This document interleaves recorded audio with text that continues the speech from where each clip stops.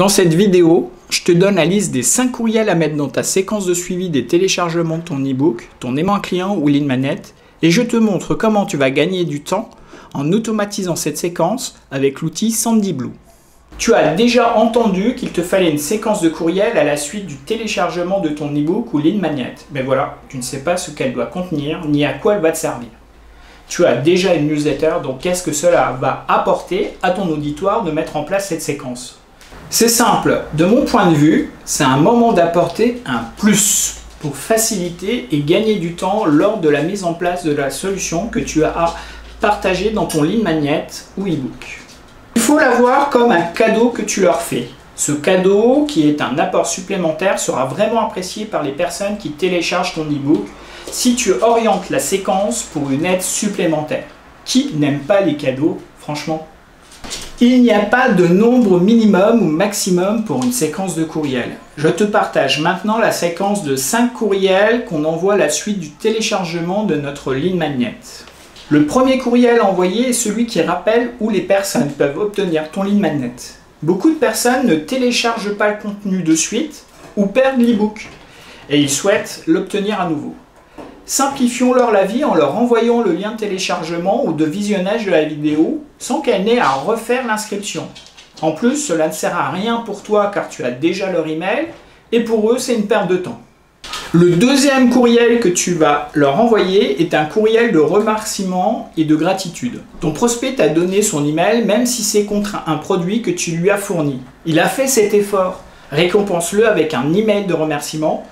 C'est une petite attention à ta clientèle que tu fais, mais qui a un fort impact sur leur confiance en toi. Troisième courriel, un bonus, une astuce que tu n'as pas partagée dans ton lead magnet pour rendre plus facile la réalisation de la solution ou les solutions que tu as partagées. Comme tu es un expert, c'est sans doute un truc que tu fais et que peu d'autres experts font.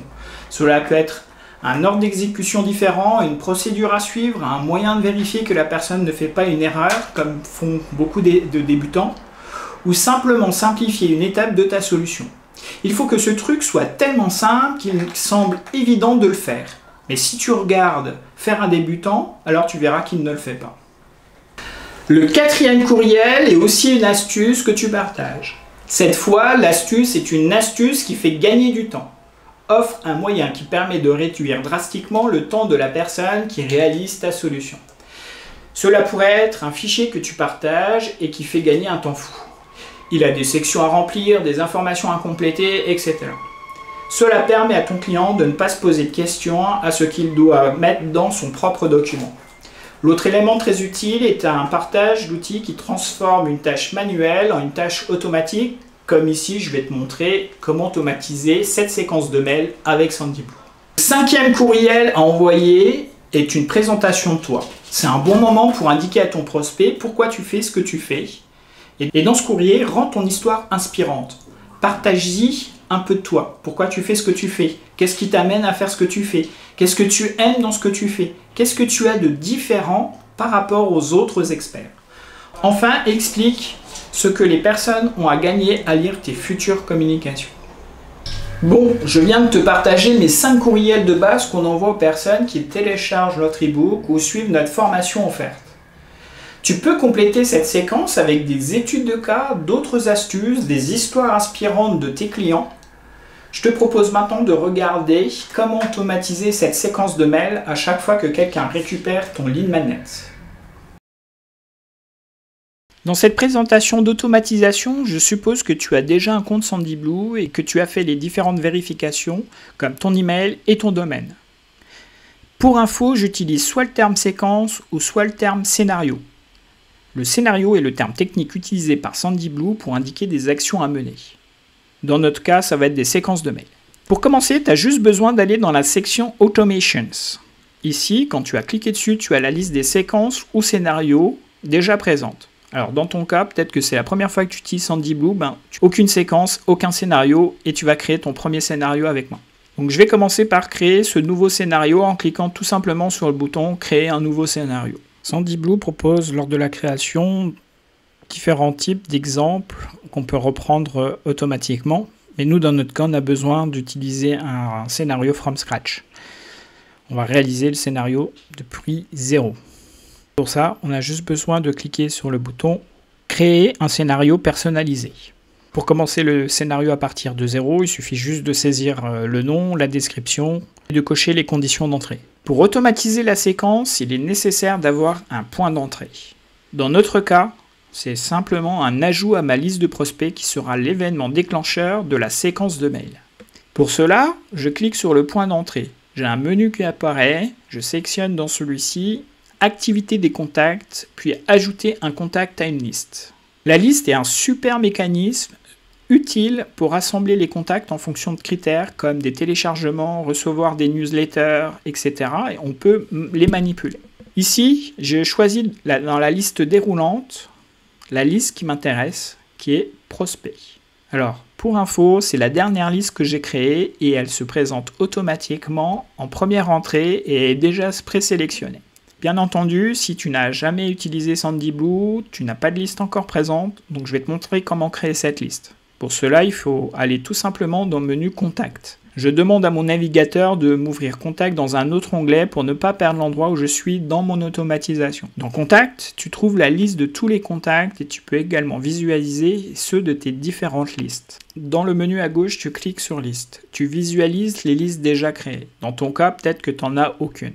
Ce qui t'intéresse, c'est la création d'une nouvelle liste. Il suffit juste simplement de créer une nouvelle liste. Je renseigne ensuite tout simplement son nom et je clique « Créer une liste vide ». Oui, elle est vide. Et Sandyblue va te proposer soit d'importer des nouveaux contacts ou d'en créer quelques-uns. Moi, j'ai pas besoin, je vais aller retourner sur Automations. Je vais retourner à l'endroit où je me suis arrêté dans mon automatisation. Alors bien entendu, ma liste n'apparaît pas encore. Il faut que je demande à Sandyblue de me rafraîchir cette liste. C'est normal, car la page elle-même n'a pas été mise à jour avec les informations que j'ai créées. Maintenant que je l'ai rafraîchie, je vois que ma liste a été rajoutée automatiquement, qu'elle a été sélectionnée par défaut, puisque c'est la dernière qui est toujours sélectionnée par défaut.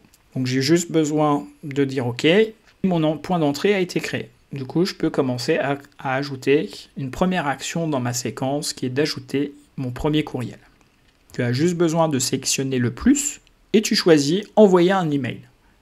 Alors attention, seuls les templates actifs peuvent être inclus dans les scénarios. On va créer ces templates. Le mot template, pour ceux qui ne savent pas, désigne un patron de courrier. Ce n'est pas encore le courrier qui sera envoyé, mais ça va être un exemple de ce qui va être envoyé.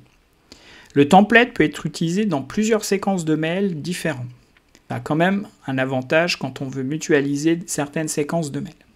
Nous, ce qui va nous intéresser dans cette étape, c'est plutôt de créer nos 5 emails de notre séquence.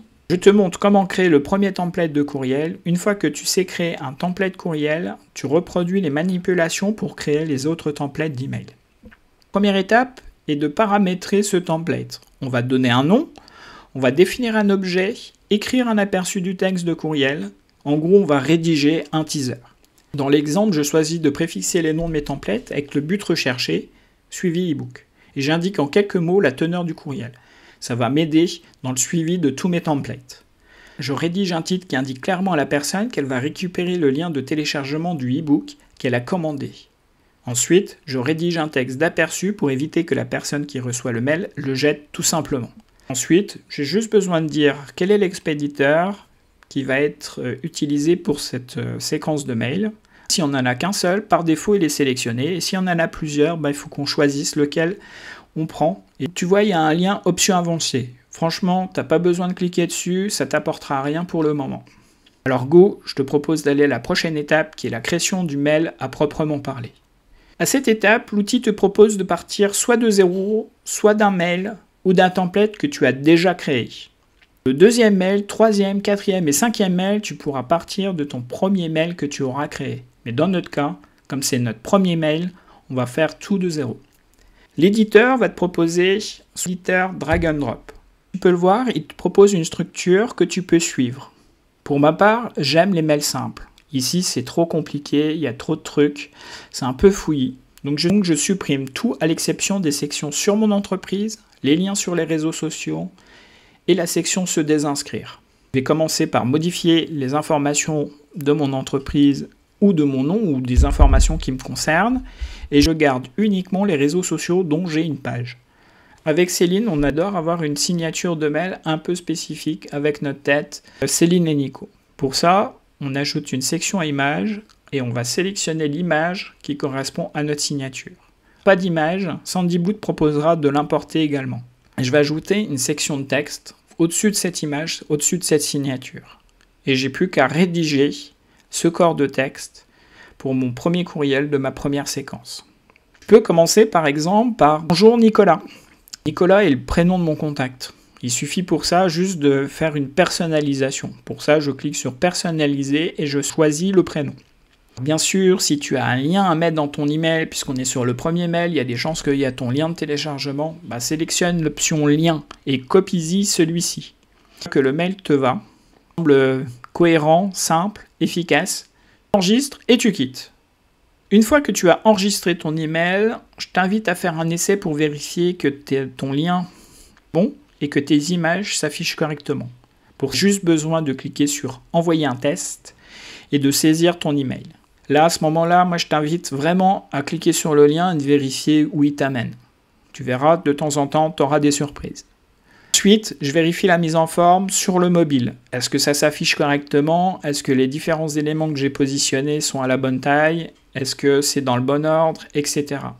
C'est vraiment important parce que beaucoup de personnes lisent leur mail principalement depuis leur téléphone et seulement ensuite sur ordinateur ou tablette.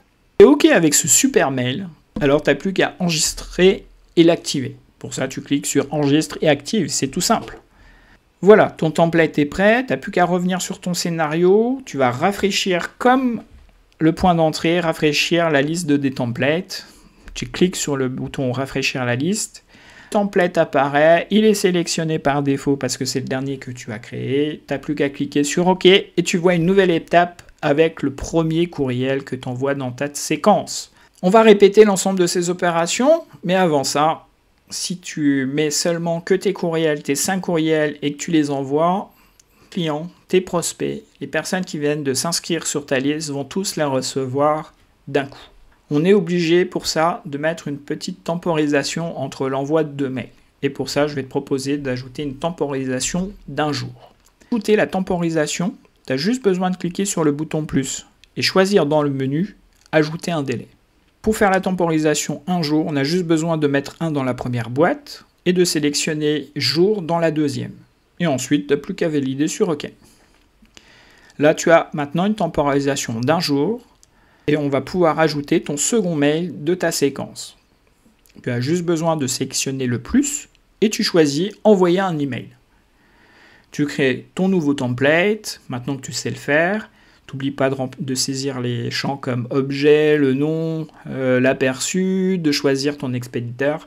Et quand tu arrives à l'étape de créer ton corps de texte, tu peux choisir de repartir du template que tu viens de créer. Tu as juste besoin de cliquer dessus et l'éditeur s'ouvre avec le contenu de ton mail précédent. À toi de rédiger ce nouveau mail, le sauvegarder et de l'activer. Une fois que c'est fait, tu reviens sur Automations, tu rafraîchis tes templates, tu le sélectionnes. Alors normalement c'est par défaut, tu as juste besoin de faire OK. Et tu répètes l'opération d'ajout de la temporisation des 3 autres emails jusqu'à ce que tu obtiennes ta séquence de 5 mails. Une fois que ton scénario est terminé, je t'invite à faire un test de ce scénario. Tu cliques sur tester son scénario, remplir avec ton email. N'oublie pas de cocher la case pour éviter les délais d'attente que tu as mis. Si tu es satisfait du résultat, active ton scénario. Tu as alors le statut actif qui apparaît. Maintenant, à chaque fois qu'un prospect est ajouté dans ta liste, une séquence de mails lui est envoyée. J'espère que ce tutoriel pour mettre en place une séquence de mails à l'issue d'un téléchargement d'un e-book ou un lead magnet t'a aidé à maintenir la connexion avec tes clients. Merci à toi et à bientôt pour une nouvelle vidéo. Ciao, bye bye.